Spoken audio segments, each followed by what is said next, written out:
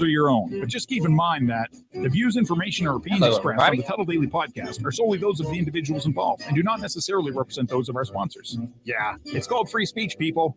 Nobody's forcing you to listen. Get ready for your daily dose of Tuddle.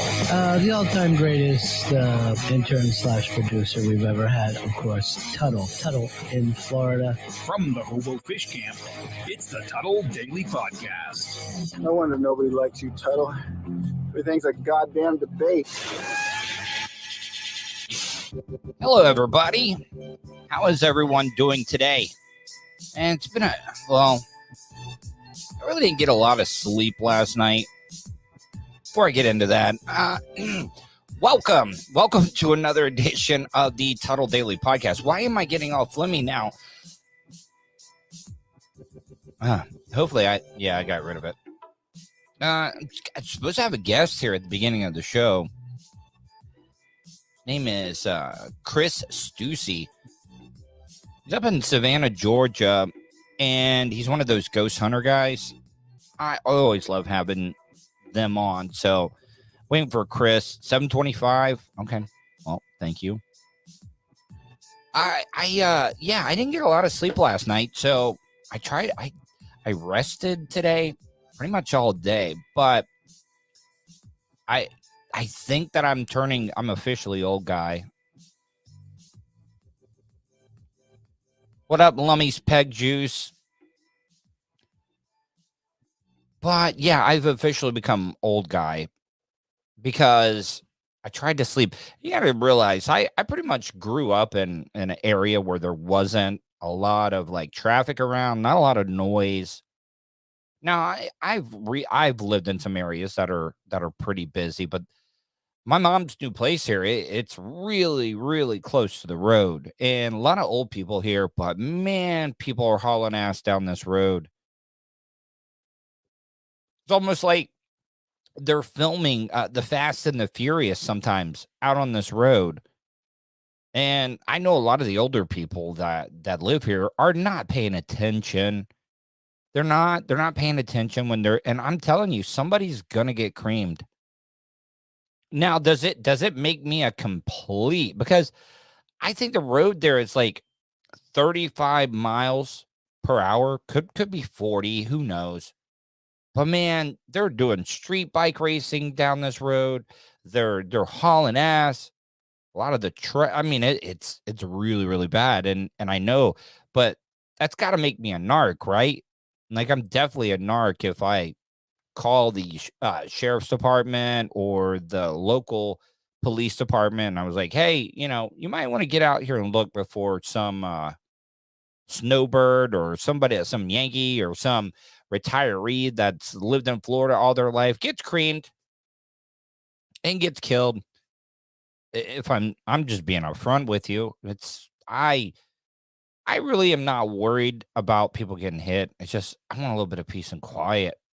I don't need you with your big ass classic Ford truck or Chevy that you thought it would be a great idea to just cut all the pipe, all the exhaust off, just straight coming out of the engine. That's the type of, and they're revving it. You would think right now, with as bad as gas prices are, that people wouldn't be like hauling ass like that. Like, you'd be pretty easy on the gas and stuff, wouldn't you? But no, some of the people that just grew up here in Florida, they don't get how gas mileage works. I've been guilty of it as well, too. But man, people are hauling ass down this road. So I'm using the older people as the front to be able to get what I want. And that's just a little bit of peace and quiet. Do I think the older generation is going to get? Nah. I mean, they've lived a good life, right? If it does happen. But if I need to use, I was reading somewhere where the Russians were using children as human shields. That's what I'm basically taking it the opposite direction, and I'm getting older people, and I'm using them as my human shields to get the peace and quiet that I want. But I don't think it's obtainable. I don't know if well, you know what though? Guess what? The older generation, they vote. They vote. Guess what is? Guess what is voted on? The sheriffs of all the counties here in the state of Florida. So yeah, I could get a lot of old people to be able to get this thing done. But yeah, I got Chris Ducey coming up 725. This this next story, this story has been burning a hole in my pocket since Friday. You know that I never ever got to a single news story on the last show. Last Friday, I did not cover one news story. And I was going to end earlier, but that Legion of Dude like really stepped up.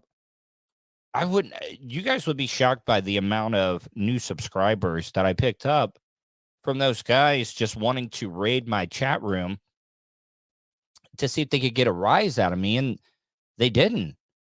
They didn't get a rise out of me, and it worked out for the best because I actually went on their show right after I got done with mine on Friday. I went on the Legion of Dude. I'm going to get Dr. Till on again, too. Dr. Till is another one that was in there, but he's a part of the Legion of Dude. And I had a lot of fun with them. Hey, Jacob Kimberly, how are you? But yeah, I, you know, that's what I love about doing this content and stuff. Making new friends, making new connections. What up, Mark? Thanks for joining. Got Mark, Jacob, Lummy's Peg Juice, Joe the Super Mark. If you're in right now, hit that thumbs up button. And if you're not subscribed yet, you stumbled across what I'm doing, subscribe and hit that bell button so you're alerted. I'm on various platforms. If you're listening to this on the audio podcast, make sure you subscribe, because if you want to catch what I'm doing live, that's the way that you're going to want to do it. But this story's been burning a hole in my pocket.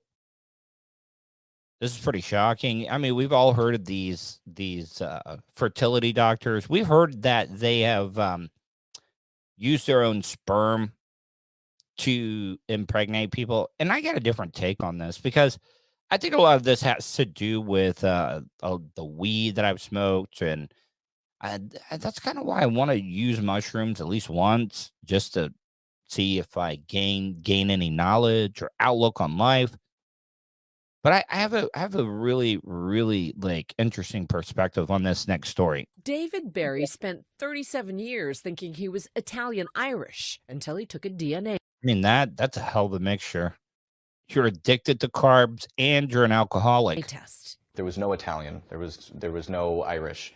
Any of the things that I was led to believe. The shock of a lifetime. His dad was not his biological father. David became a DNA detective. All right. Man, your dad had a lot of hair. This guy must decide to like shave it. I don't know. Because a lot of people are going to the bald head now whenever they're losing their hair. The first sign of losing their hair, they're shaving it. You know who I have not seen in the chat room tonight? Actually has me kind of worried. Iggy T. Where is it, Iggy T? No, Iggy T. I mean, she usually says hi. Oh my God. Hope she's okay. Unraveling his biological history. I got this message and it said, I think we're related. Discovering he and 36-year-old Morgan Hellquist are half-siblings. Yeah, you can see the eyes, man, but he looks like a stoner in that. Ugh. Don't forget, if you want to call in, 407-270-3044. Once again, that's 407-270-3044. Actually, had a couple of the guys from the Legion of Dude call in as well, too. Had a lot of fun with them. Just, I'm gonna like get all their contact info again so I can put it up so you guys can follow them. Because I did raid a couple of rooms with them. I grabbed his face. I just looked at him. I was like, why is your face on my face? Like, I just couldn't understand. It was the craziest experience I've ever had. But they kept finding more and more half-siblings. Then there was 5 of us, and we were all the same age, and 6, and then Oh, okay. All right. I got to let this story play just a little bit before I can get into my opinion on this. But I don't understand their like take on this. I don't understand how there's any standing on this whole thing. And I'll tell you what I mean by that. 7, and it started to feel like, well, if there's 7, there might be 20, and if there's 20, there might be 100. And I started to feel terrified.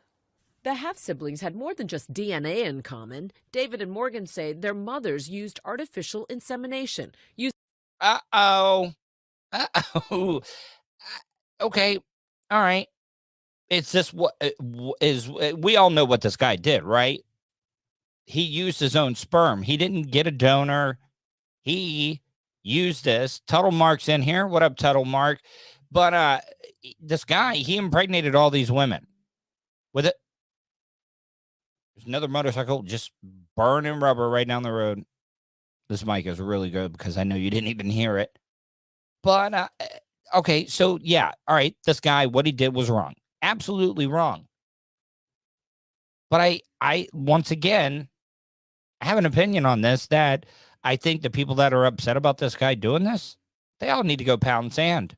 Using the same fertility doctor in Rochester, New York, Morris Wortman. A biological daughter Wortman raised, agreeing to take a DNA test to try and fill the missing puzzle piece.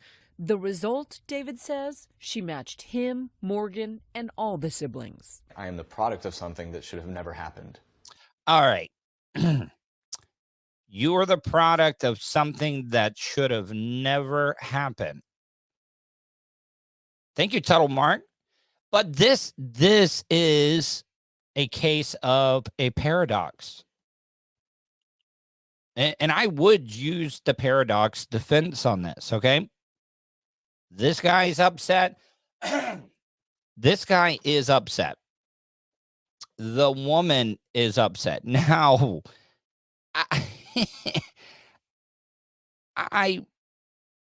I can see where this woman is going to be upset, especially when you find out what happened to her.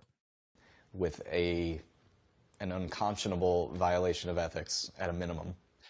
Okay, hey, buddy, paradox defense. Once again, I almost went way off of that without even explaining the paradox defense.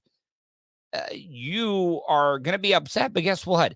If this doctor doesn't do what he did, is it messed up what he did? Yeah, it is.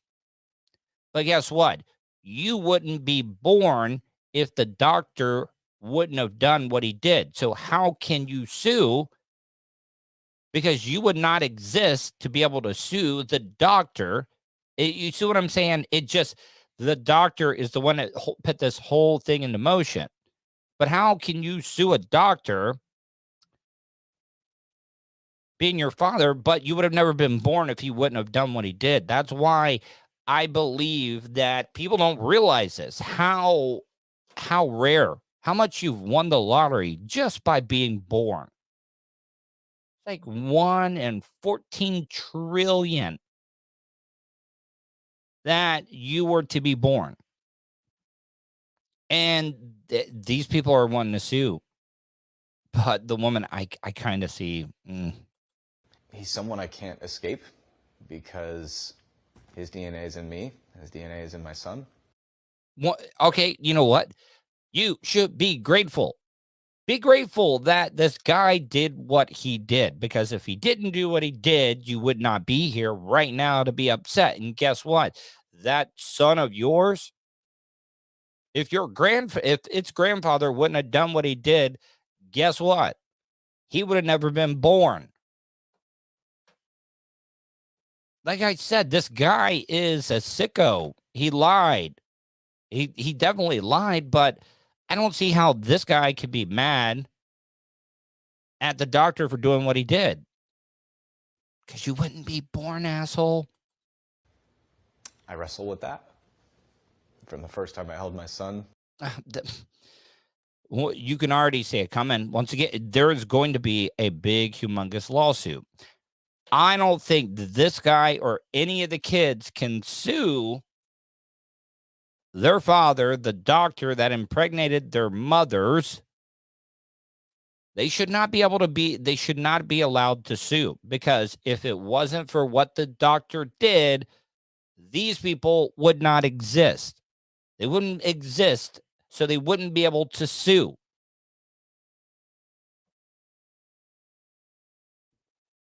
Yeah, I mean, Mark's right. Mark says, and the guy has pretty good DNA. He's a doctor. Got to be kind of smart. I mean, in most cases, Mark, you're absolutely right. But do you guys see my point? I really would love to. Am I just being an idiot? Am I just being an idiot by my opinion on this whole thing? Or do I got solid ground to stand on with my argument here? How can these people sue their father for impregnating the mother?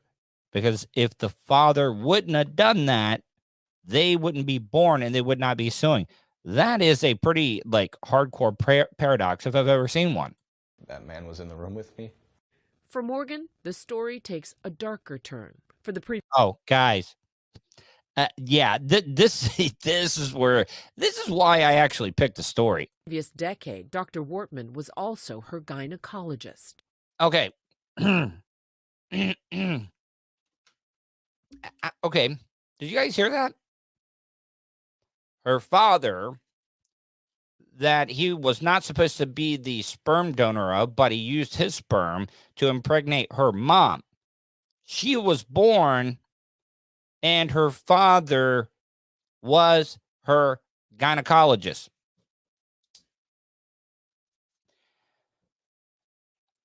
Do I think that the guy was purposely wanting to be his daughter's gynecologist? No, this is just a circumstance that a very uncomfortable circumstance that should have never happened. What up, Fish on Jay? So he was his daughter's gynecologist because he had used his sperm without her mother knowing to make her. So does she have the right to sue at all either? I don't know. I'm kind of torn on this one as well too. Because she, once again, she wouldn't be born if he wouldn't have done that. But then that is okay. So maybe the doctor should have done a better job in making sure if he was using his sperm to impregnate people without their knowledge. Well, they knew that they were getting inseminated, but they didn't know that they were getting inseminated by their own doctor. They thought it was coming from a different donor. I know you almost need to write this down with an image so you could keep up with everything. So he does all that. He probably should have kept up with this, where he never accidentally was his daughter's. I don't know. I mean, I don't know if they covered that SDK, because this is a lot of lawyers need to be looking at this case, because there's a lot of case law that could be set just from this story alone. How did you tell your mother?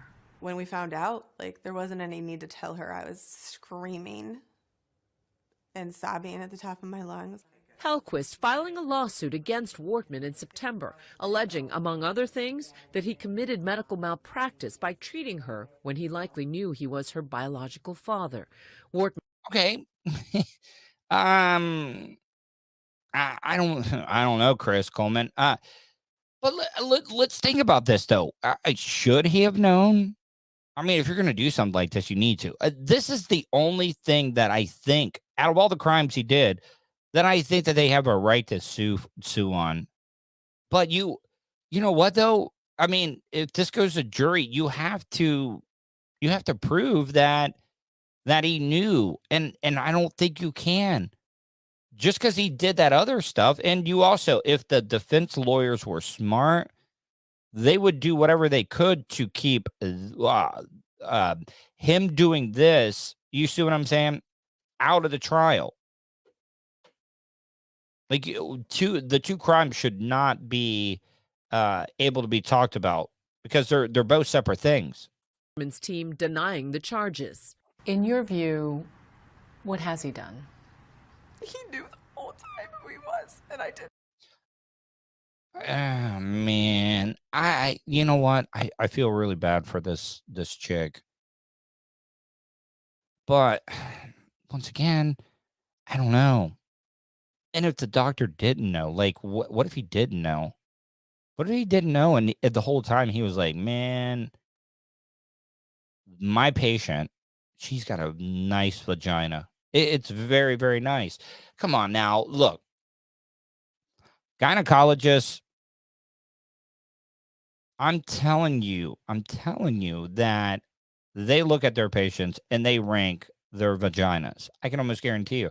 Now, on the downside, yeah, you probably get to see some pretty good looking vaginas, but guess what? You're gonna have to see some really bad ones. I'm talking like on United States soccer player Hope Solo. You ever seen Hope Solo's nudes? Oh, holy crap, Hope Solo. Whew. It's like somebody shot her right with a 12 gauge in between her legs. That's how bad it is. And you know, some of those gynecologists got to see that. But what if he was like marking out to his own daughter's vagina and he didn't even know it? I mean, technically, this woman also knew that there could be a chance that her dad might be a gynecologist. Shouldn't it have been up to her as well, too, to make sure, like, you don't know who your dad is? Shouldn't you, a major doctor, do a DNA test just so your father, maybe you, ma'am, have the kink? Maybe you have the kink. You know, I don't believe anything of what I'm saying, but you know, like some of those attorneys are going to be, ma'am, how do we know that you don't have a kink where you wanted your dad, your gynecologist, to examine your vagina? What up, Eric Fitzpatrick? This is just this is a really, really weird story. He took away that choice for me. Both Morgan and David's mother say Wortman told them he was using sperm from an anonymous medical student. David's mom still reeling from the news. He had my permission to use a donor, specifically medical student. He did not have my. Aren't we kind of like splitting hairs here? Did you make it known that medical student? I'm almost guarantee you that your doctor was a medical student at one time, ma'am. Did you specify that it had to be a present medical student? Nope, I did not hear that. That was nowhere in the writing, ma'am. My permission to use his own sperm for a donation. It feels like a sexual assault. The problem is it doesn't meet the definitions of sexual assault or battery in a lot of ways. And so there was no criminal violation because there was no law that covered this particular act. That's why I said this story is going to be great for case law. 7 states specifically penalize physicians for fertility fraud. Others, like New York, only have laws pending. For now, Morgan is the only one of the half-siblings. No, Eric, my internet was just horrible on the Legion of Dude when I came on. I mean, it definitely sounds better. I was just having a bad night. Kind of figured it out, but don't jinx it. I shouldn't even be talking about it. I'm probably just jinxed the hell out of it. Siblings who may have a legal cause of action. I do not have a fertility fraud case. I have a case because he touched my body without my consent.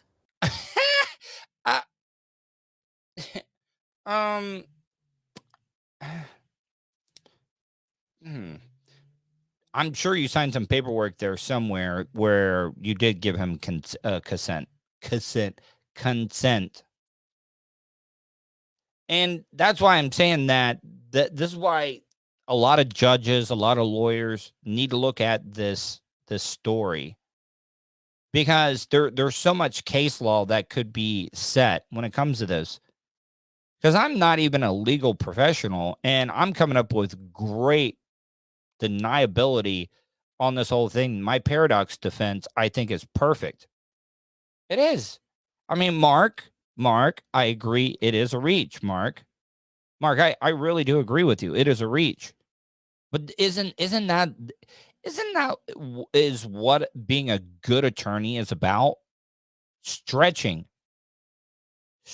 pitting reasonable doubt in people's head. That's all that it makes or takes to make a good lawyer.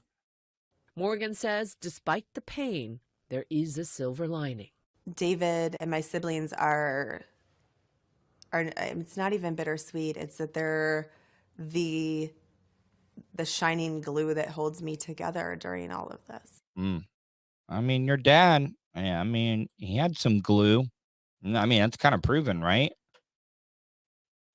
I'd like to hear from you. 407-270-3044. Waiting on my guess. Chris Stussy. Supposed to be on at 7:25. It's 7:26 right now. And I'm not going to sit here and wait for him for a really long time. So, Chris Stussy, you're on the clock. I'm giving you until 7:29. 407-270-3044. Like I said, I didn't get a lot of sleep last night. And while I've been doing the show alone, I need to put a camera out there. All right. I thought it was Susie. That's what what am I saying wrong? I thought I said Chris Stussy. Waiting on Chris Stussy. I can see a Dan Newland billboard coming up. I could see that. So, yeah, Chris Stussy, you got about a minute, 45 seconds. Wazza. Will Cogley. What up, Will Cogley? And I'm telling you right now, if Chris, anybody that stands me up or like does that during the live show, you're gone. I don't want you. I don't need you. So, Chris, you got about a minute, 15 seconds. See if you get on here. Because if you don't, I am moving along. I'm getting out of here. And I don't really, really want you on the show. If you can't be, I mean, you got about 10 minutes or 50 minutes now. So anyways, Legion, a dude. What, you think that people are just burnout with all the stupid canna laws? Yeah, I do. I mean, I do too. I mean, yeah, well, I mean, I'm not going to fight. Yeah, I mean, it is. I mean, punctuality is half the battle. But I got plenty of things. Like I said, there was a lot of stuff I didn't even get into on Friday because it was such a great show. Just sitting here, bullshitting, having a good time with all of us. This is what I like. Bertie Correctional Institution in Windsor is this guy. I wish I could have found a longer story on it. But this next guy, yeah, we're done. Hey, the honeymoon is over. I love your show. Thank you, Kevin Edmondson. The honeymoon is over. I love your show. Well, thank you, Kevin Edmondson. I mean, that does mean a lot. Got Twisted Movies. Twisted Movie says, greetings all. And Eric Fitzpatrick definitely says punctuality is half the battle. So, you know, when a lot of people don't believe me when I say this, because we've interviewed quite a few people on a lot of the radio shows that I've been on. Matter of fact, I forget the name of the guy. The Monsters in the Morning. Well, I think they were the Monsters of the Midday at the time. Matter of fact, they could have even been on at nights at the time. There was an inmate that I guess was a pedophile. What up? Big Dick Rich is in. Says, what up, Tuds? You know what we're doing, Rich? Smoking big old dicks. But the Monsters in the Morning, they got into a little bit of trouble. And this is actually before I even was on their show.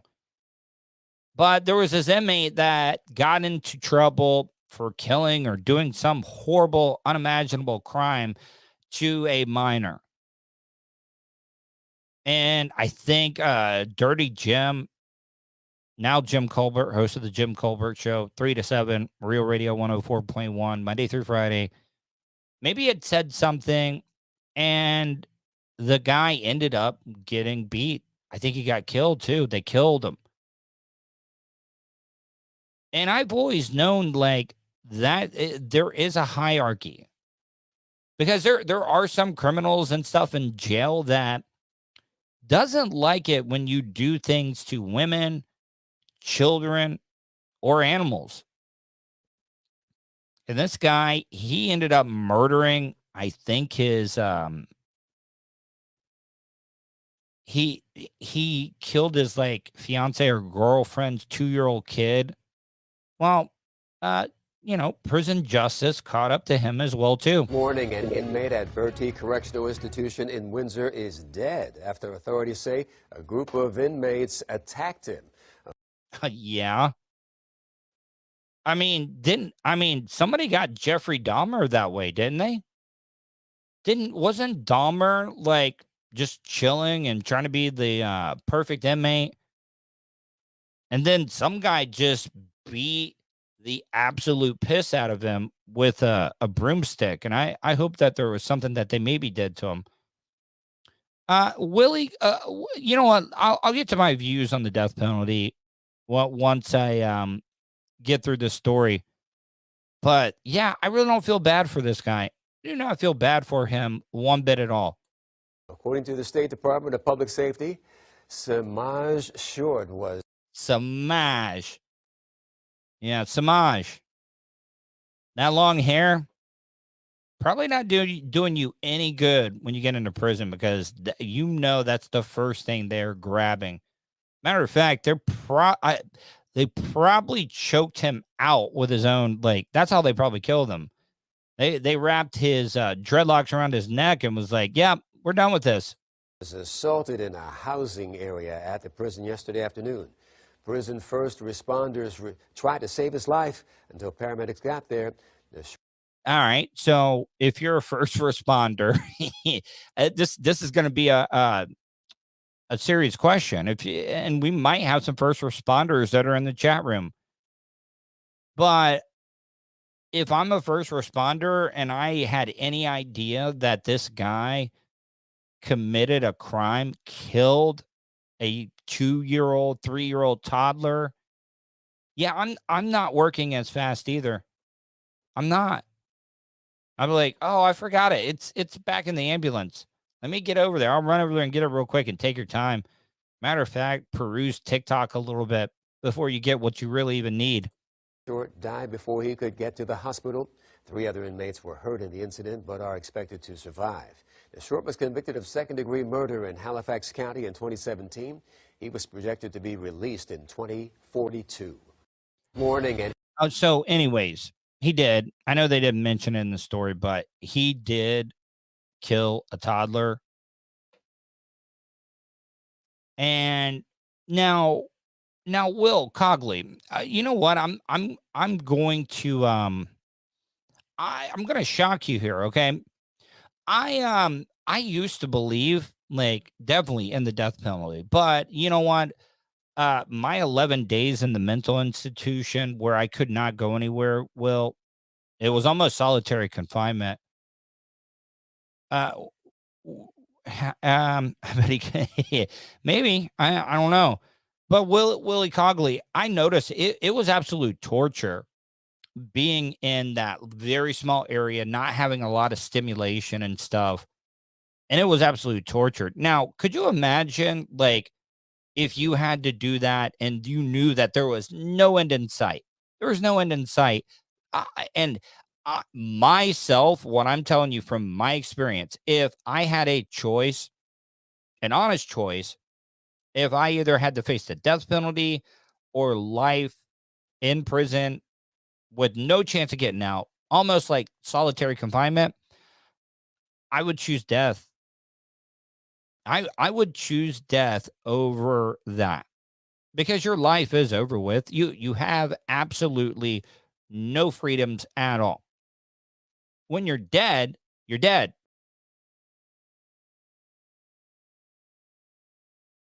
No, I look, Will, I completely agree with you on this, Willie. But my idea is instead of having to take care of them and stuff, you know that the United States of America has an island somewhere where we put the worst of the worst criminals out there, put them on the island. I know that this has been done in movies and stuff, but it would work. Put them on an island, let them be able to take care of themselves, do whatever. But once we're on that island, you know that there's some prisons in South America that they don't have any guards. You know what they got? They got snipers outside the prison. And when you go and you try to go after them, yeah, they get you. Australia. Now, I know, look, I do not look down. I support people that support the death penalty because guess what? I've never, ever had a family member murdered before. Matter of fact, I've got friends that were brutally, not friends that were brutally murdered, but friends having family members brutally murdered. And this is back when I was in high school. I went to high school in the 90s. You know what? Here. Oh, man, dude. We were supposed to be on at like 7:25, weren't we? I was over at a Zoom link that the Vulture place had sent me. So I was just waiting on Zoom. Oh. It wasn't until I like doubled back and was like, why? Because it was like, this seems odd. And so when I doubled back, I saw that you were StreamYard. I was like, that's what happened is Vulture sent me to Zoom. All right. Well, I'll get to the bottom of it. Don't worry about it. Chris, how are you, buddy? I'm quite well. In Savannah? Savannah's great. We had a very mild winter, and it's turning into a relatively mild spring. I know you do a lot of yeah, people in the chat room. Somebody saying, "Is it Lady McGee?"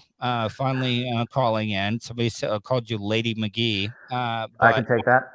Okay, but, Chris, I was talking about this. All right, so you do a lot of ghost hunting stuff up in Savannah. I know that, right? Like I got married up in Savannah, Georgia as well too. So the ghost of my past marriage is somewhere there in Mercer Square in Savannah, Georgia. But I was talking about this. There was this guy that ended up he killed a kid. And he got killed himself in prison. Prison justice got him because of what he had done. Up there hunting, you ever ran into any pedophile ghost or like horrible ghosts? Like, are there any legends of like really bad, criminally insane ghosts that could be roaming Savannah, Georgia? So as far as like terrible people ghosts, there actually aren't any like famous ones. I'm sure that the general consensus is that people don't, and Savannah's very much about putting on a good face. So when they tell their ghost stories, it's always the kind of soft and gentle ghost stories that you hear. No, it's true. But that being said, this is a place of just utter debauchery and full of characters and strangeness. I'm actually due to do a ghost hunt out in Rincon, which is just outside of Savannah. Mm-hmm. And when we were doing our investigation, we found out that the creek that runs like on this person's land, was used to wholesale drown men, women, and children, slaves, Oh, so they were like, like everybody makes those jokes back in the day, like you put a litter of puppies or kittens in a bag and because you just got to kill so many people, it's just easier to Well, drown it them was and shoot them. it was a weird contrivance because basically what was happening was the Union Army had secretly built a bridge to get all these slaves out. So all these slaves were actually being chased by like Confederates, and they were going to the site of the bridge, but some Confederates had come around and actually dismantled the bridge. So the slaves were just driven into the river. And some reports say 600, some reports say 1,000, over 1,000. Was this a deep creek or whatever? Somebody asked here before you get in that, do you have a YouTube channel of ghost hunting? Please post in the chat if you do. Like I do have the stuff, and I will send it to you, Eric, or I'll post it in the chat room after we're done. But so Savannah, obviously part of the South, the Confederate. So there's going to be a lot of, we're talking ghosts, a lot of Confederate related ghosts or spirits that you could find there, because it was a very dark time in our country's history. Oh, absolutely, absolutely. And some people would argue that that is what makes a ghost more likely to appear, is the more horrible the situation, the more emotional the content of their life and their suffering, the more likely they are to stick around, just to further the haunting situation. Have you guys ever like been able to get access to a original plantation that you guys have gone to, or done any of that stuff? So actually, when I was in high school, we broke into a plantation just north of Savannah, and it was pretty much in ruins. It was out. You had to go out down a long dirt road, and this place was just so uncomfortable to be in, because, and maybe it was context understanding, knowing where you were going and knowing what was happening. But when we arrived there, it was just this big, massive house with this big. It was weird. The slaves' quarters at this particular location were set up kind of like old army barracks. Just a long, almost like a trailer-looking structure in the back. Kind of like row houses. Yeah, like a row house, but it was a big open bay. Mm-hmm. They weren't separated like into individual like stalls or anything. And the access point being that the walls were deteriorating, so you could just kind of walk through the wall like a ghost, and there you were standing in a place where you knew that not only were these people suffering, but they were aware of their suffering, their daily suffering, their daily condition and position. And you marvel at how any human could be so cruel and so short-sighted as to think that you can treat another human being like this without there being any kind of karmic repercussion. And unfortunately, it seems like there wasn't a whole lot of karmic repercussion. There was hundreds of years of this kind of behavior going on, and there are people probably unscathed in life from owning slaves or being just horrible human examples. Have you, all right, so you've probably had experience in the slave quarters and stuff, but do you ever run into like Confederate type ghosts in some of these plantations, or the horrible type people that were there? Because usually we think when ghosts, it's stuff that they were done to them or how horribly they died. But could you also become a spirit for what you did in your living life as well too, even though you thought it was good, but you lived the good life, but you did horrible things? So it's interesting because the general consensus as far as that's concerned is a lot of it is based on the suffering that you encounter, the emotional content of your existence, and the nature of your death. Mm-hmm. And in a lot of these cases, these people ruled with an iron fist. They did not feel discomfort, and therefore it's very rare that you see one of these jerks mm-hmm. Haunting a place because they were satisfied in their life. And usually a haunting oftentimes is connected to being deeply dissatisfied. If you're dissatisfied in your life, then the idea of sticking around to get satisfaction makes sense. But if you were, a monster who, fed off of people and beat them and never felt discomfort yourself, it seems like your ability to stick around is lessened. Now, that's not to say that it doesn't happen, but most ghost stories seem to be about victims than they are about killers. Then the flip side of the horror movie trope is you always see, like, why did Freddy Krueger get to come back? What he was Yeah, he was a horrible nightmare of a human being. He shouldn't be given another chance to be horrible and terrible. That being said, there is a lot of hauntings that are related to specific and evil acts and specific and evil things.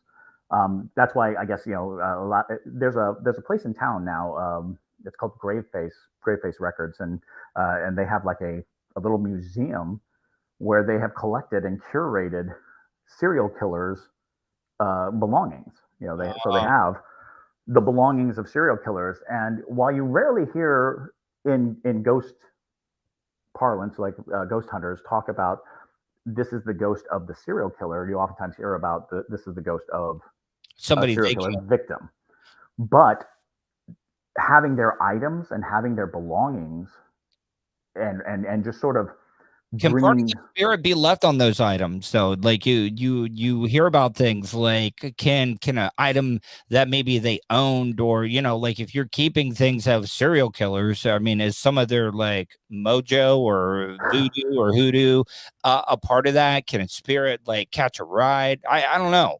Well, that's where we start to really delve into what is a ghost in the first place, and that comes into play with how much are we responsible for the container of the spirit, and meaning if we are obsessing over a serial killer and there is a spirit attached, how we might be influencing the spirit to present as the serial killer in order to gain recognition, in order to, and this is my own personal theory about it, which is spirits need attention, they need energy, they need connection to feel alive. That's the bottom line, whole purpose of any spirit to stick around is to have that other chance at life, another chance at being alive. And when a human interacts with it, that spirit feels nourished. It's nourished by our attention.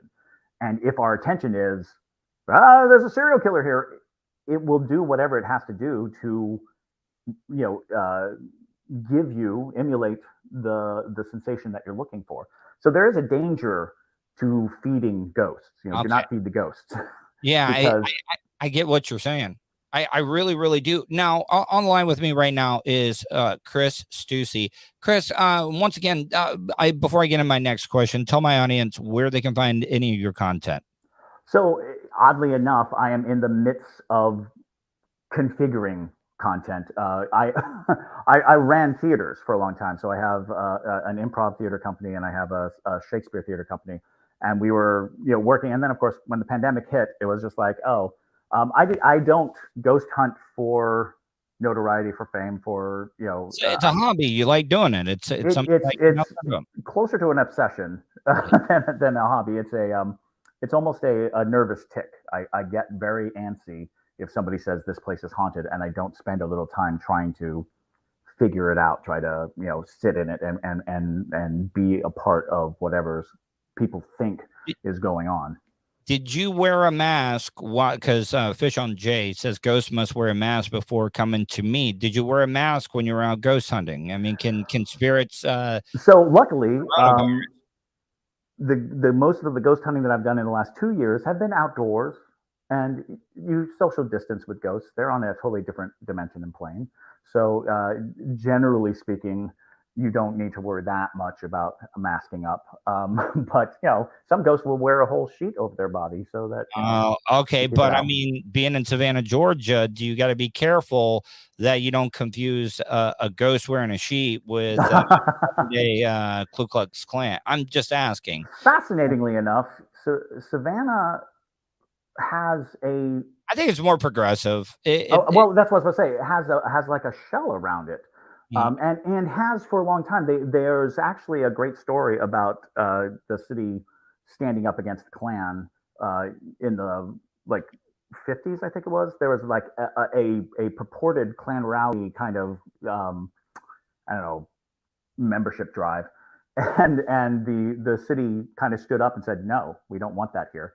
And technically, the city has always been kind of a we don't want that here. It's like, no, let's not worry about that. It's even hard to get the city to admit that there were slaves in Savannah, because they're really quick to be like, oh, we let the slaves go before, emancipation process. Oh, these are servants' quarters. They're not slaves' quarters and things like that. Of course, they were an instrumental part of the slave trade. But again, they love keeping their face. The history has been kind of cleaned away, but I think they have a good foresight of, well, that's going to be trouble. People are not going to enjoy this. Yeah, Willie Cogley said racist ghost. That sounds like a movie. Oh, absolutely. Absolutely. I'm surprised that there isn't more stories about racist ghosts, because you take, the Confederate dead or the plantation owner, and then you have, black, Asian, anything not white move into the house of an old dying in the wool like that would be like a good Jordan Peele movie. Like, it'd be a great Jordan Peele movie. I'm surprised that isn't something on his registry, which is somebody deciding to revamp a plantation into a hip hotel or something, and then the mayhem that ensues. I mean, Dr. Till, I'll word this a little differently. He said, "Did the racist ghost ever touch your no square?" Now, did a racist ghost or a ghost ever do anything to you that makes you want to go out and hunt them? It's odd. The very first ghost story I have was when I was 6 years old. I snuck into an old abandoned house in Hamburg, Germany. And I had you Jewish ghosts, right? And then as it turned out, I had no idea what was happening, but I had horrible nightmares for years and years after the event, and it was finally explained to me by someone who knew the house that a Jewish family were murdered in that house by fighting off, and it was actually worse than that, because the full story was, the father of the family killed his children and his wife to keep the Nazis from taking them. Oh yeah, so it was kind of like a mercy kill. It was kind of because they had apparently hidden there for a long time, and then they were sold out. Somebody in the city sold them out, and the Nazis came, and when they stormed in, the father just turned to the kids and killed them so they wouldn't have to endure any torment or torture. Willie Cogley asked it, was it Anne Frank? No, it was not. I was just, Willie. I didn't come up with that question. Look, Willie. Oh, no. I'm saying yes. It sounds like Anne Frank's situation, but I think Anne Frank's in Amsterdam. Yeah, Tom Delaney just super chatted $1.99. And then somebody writes, I don't know, ask him if he's been to Zach Baggins Museum and if how fake that cool tool is. But the museum is great. Well, what is he? I actually met Zach Baggins when he came to town. Like his first season, he went to the Moon River Brewing Company, and he is. His approach is something that I don't agree with necessarily. His approach is to antagonize ghosts, and is to be very forceful with them and insulting and push them. At least that was, at the time. And I disagreed with it. I was like, it seems like the kind of energy you put out is always the kind of energy you get back. And so my theory on Zach Baggins and ghost hunters of that ilk is that I think people are more likely to be haunted than places. And I think people bring with them ghosts wherever they go, some ghost attached to them. And the clearest indication to me is whenever a ghost knows the person's name. And that seems to happen a lot on that show, is they'll be playing their little, EVPs and voice phenomenon things and Zach. And it's like, oh, I heard that. Ghosts, in my estimation, don't have a lot of learning curve. They're not going to learn. They're kind of dumb. Okay. Well, they don't have a brain. There's no brain there. There's nothing to store or process information. So they are what they are. And to imagine them growing and learning seems like a stretch. But if the spirit knew Zach before, if there was a connection or connective thing, then that makes sense. And I have been to Zach's museum, which is a wonderfully bizarre giant house in Las Vegas, and it's cool because the items that he's collected and curated are tied to some of the biggest stories that we understand and know about ghosts.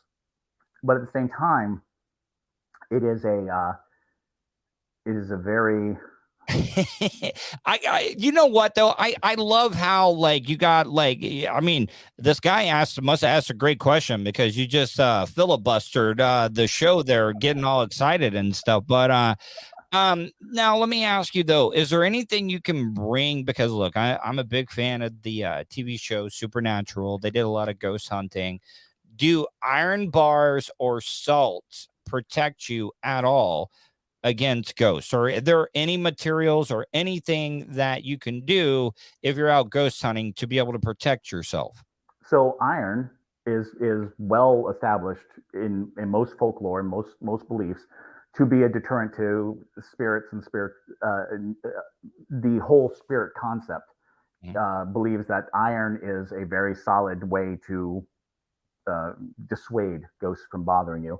And in fact, it even played into a lot of beliefs around why young women were so often plagued with ghosts, was the concept that they had low blood iron because of menstruation. Oh, yeah. And that's, and is, whether it's correct or not, it is a well established belief that iron plays a role in that, and salt as well. Salt is fascinating because some people believe that the whole purpose salt became so much a part of that was because of its high value. Because it had a high monetary value at a long time. So salt was like silver, really. It had this construct and concept of being valuable, worthy. And so if you can put salt down on the ground, you're basically demonstrating your willingness to sacrifice something to ward away other things. And I have the weirdest thing is I use a coconut to a coconut in the shell, a whole coconut, because I was told once by a voodoo priest and once by a Catholic priest, totally separate instances, totally separate conversations, that coconut ward off evil spirits. And it was like, I don't know how that is. I don't know why that is. I don't know if these were just two separate crackpots who were telling me this, but I find comfort. I'm sure Catholic priests use coconut oil for certain things, but not scaring off ghosts, if you know what I'm saying. Well, I mean, I would be scared if I was a ghost. Yeah. But Chris, so, all right, those things work out. Now, so iron, salt. Now, do you believe in any other supernatural, like, beings or anything like that? Because, like, you got some people that are pro Bigfoot, then you got some people who are pro chupacabra, some people are like pro vampire or anything like that. Or do you look at those people like how they probably look at you? They're like, oh, look at Ghost Man over there. Isn't he cute? I find that I don't have the luxury to look down on people for their beliefs. I just don't spend any time cracking people for what they believe in. And I'm pretty open to the idea that any of it's real, simply because I live the life I live. If I'm willing to extend this, because I am fully aware and fully acknowledging that none of this is concrete. Nobody actually knows what a ghost is. Are you a religious? You're talking about faith then. Are you a religious? I am talking about faith, absolutely. And I believe that the structure of faith is about defining the world. Mm-hmm. And if you get a bunch of people to have the same faith, then they are living in the same world. And so it becomes a question of, is your faith strong enough? Is your will strong enough to change the reality that other people are living in?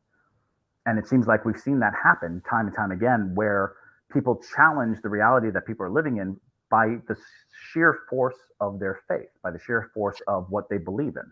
Can I? Oh, okay. Have you heard anything? The big thing on social media now is people posting proof of skinwalkers. Have you heard anything of skinwalkers and Yes, stuff? actually, when I was in Kansas, I actually met a group, and this is the first time I ever heard this. This was like in the early '90s, and they were like, "Hey, the skinwalkers," and it was this very peculiar thing. But I think we're always like, if you looked at the skinwalker mythology and mythos and legends, you will find similar things throughout the world because it involves a very specific type of fear, which is being fooled by a wolf in sheep's clothing kind of situation. You find that people all over the world are worried about the other thing. And so, a skinwalker, a creature who could shed its skin to look like something else, a creature who could disguise itself as other things, all these entities, those are classic, and it's weird, they're classic fairy tale characters as well. Somebody asked, "Are skinwalkers just lizard people?" Because everybody's talked about the lizard people as well too on these No, TV spots, and they blink their eyes, and then they're like, "Oh, that motherfucker's got lizard eyes," and then, but I'm always like, "Oh, that's just like lens flare or yeah, something." no, and technically, the separation of lizard people versus skinwalkers is sophistication.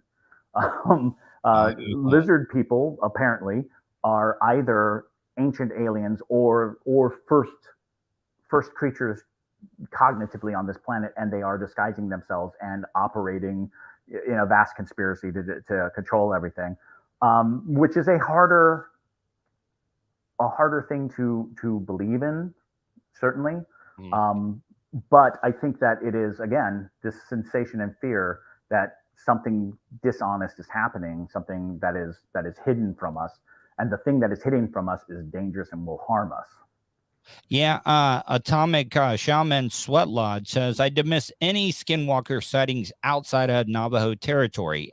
Now, is skinwalker thing, is that related to the Indian culture, Oh, or? absolutely, yes. Oh, yeah. And as a matter of fact, it is, and it's a very localized belief, and then it just turned into the roaming stories. It just turned into this wide, breadth of storytelling. But each culture has these things, and they'll adopt, they'll take it.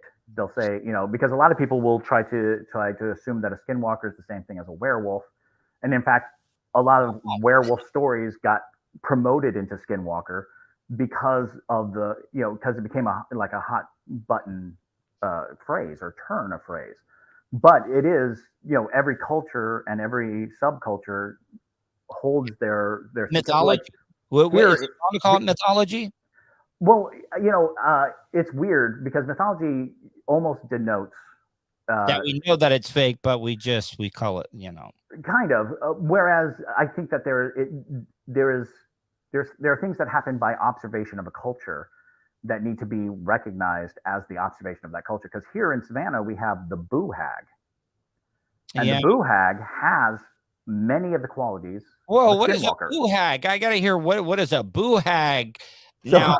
So boo hag is a spirit Yeah. that can assume a form, sometimes a form of a person you know. Wait, but a at solid night, form? Could I hug this boo hag? yes. The classic boo hag story is the boo hag poses as a loved one and comes to bed with you and lives with you, but at night sheds her skin and leaves it in a pile and then marauds around as this demon. And while you're sleeping, it perches on your chest and drinks your life force. Oh, so it's kind of almost like a succubus almost. It's Very kind of succubus. Like... Succubus is a very close one, but it's from the Gullah and Geechee, which also came from African tradition, and so there's a lot of mixture in there that came about it. But there's a lot of people in this region who the boo hag is their boogeyman. It's the thing coming to get you. what was there? I mean, Krampus is always a bad one as well too, because he's like a pedophile demon that carry around like kids and stuff. Before we get Eric Fitzpatrick, I've heard of the New Jersey Devil, but he says, do you believe in the Dog Man of New Jersey? And he says it's not a werewolf because it's a dog all the time.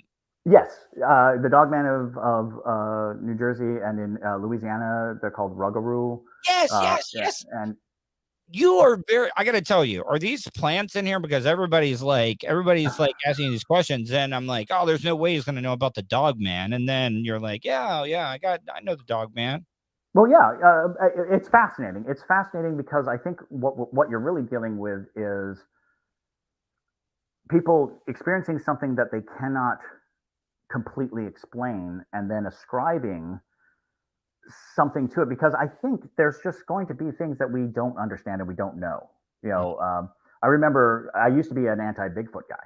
I used to be like, we would know if there was a Bigfoot. By now, the way the world is going, we would know. And then I learned that there are like hundreds of planes missing in the forests of the West. Mm-hmm. Planes like 747, big. There's an A-10 Warthog full of munitions somewhere between Arizona and Washington State. And it's like, that's a huge, gigantic thing. This is tons and tons of shiny metal, and you're telling me you cannot find it. It crashed somewhere, and you just know it's there, but you cannot find it. Are the Bigfoots collecting this? I don't know, but that's a great theory, and another good movie. Bigfoot Scrap Shop. So I'm just at that place where I'm like, well, if a giant plane can disappear in people's eyes, then I think a 7 foot tall hairy thing might be able to hide. And then I read that giant panda bears, were for a long time in China considered to be Bigfoot-like creatures, the skull-faced ghosts of the woods. And so people just assumed that there was this skull-faced monster in the woods, and then they learned that it was a panda bear. And that was like in the 1900s. That was like in the early 1900s that they discovered that the ghost of the woods was actually this big, cuddly, panda bear. What about swamp ape? Have you ever heard of swamp ape? Of course, the skunk ape down in Florida. The skunk ape. Yeah. Mm-hmm. So this is interesting to me. When I was really young, my father was stationed at Fort Stewart, Georgia, and I used to drive to Savannah on Highway 17, and there was this. It was like a zoo, but it was only primates. It was only circus and other like dejected animals, but they were like gorillas and stuff. When they closed that place down, many people had sightings of monkeys and gorillas all through this area. So I'm imagining that if you take a Tiger King like scenario, and because it seems to me the pictures of a skunk ape that I've ever seen all look like orangutans to me. Yeah, they have a very orangutan feature to them. Yeah, I mean, we had a monkey island in DeLeon Springs where I grew up. A monkey island right off the coast of Savannah. Yeah, we used to take all these and just like put them on these islands and stuff, and then they realized, oh, this isn't good because we're catching herpes from these monkeys as well too. No, I'm being dead serious. I believe it. Yeah, I mean, because it's interesting. The monkey island here, and I used to tell this story all the time, and somebody was like, put your money where your mouth is. We're getting on a boat. We're going out to Monkey Island. It's a chemical testing facility, or it's some kind of medical testing facility. And all the monkeys were moved from like South America to this island. And so our story was that they are diseased monkeys that live on an island that overrun the island, and the company had to abandon the island because the monkeys are so. We go out there. It turns out it's a working facility. The facility is still there. there are scientists still working there, and there are monkeys that if you come up to the island, you can see them all in the tree line. Wow. Chris, a lot of people said they really enjoyed this interview. Twisted Movie says this is a fantastic interview. So I really do want to thank you for coming on the show. My pleasure.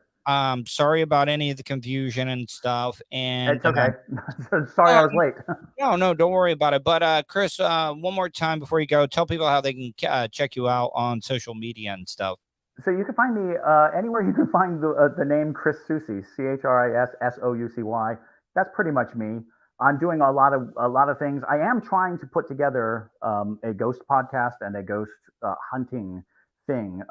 Like I said, ghost hunting had always been more for a personal reason than it was for a public one. So I'm now of the stage where it's like, well, I guess I could mix it into my public persona, who I am.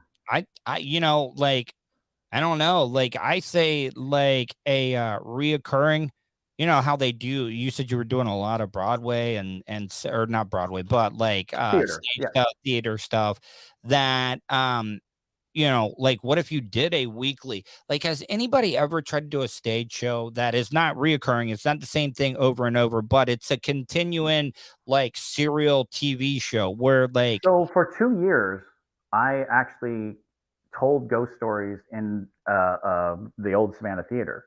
Okay. So for 2 years around midnight, I'd go there, people pay tickets to sit down, and then I just tell them a wide swath of stories that I've experienced and know. And that was very rewarding because it was a great way to kind of, broach the subject, talk about something that I really love talking about, and then, be clean for the next day.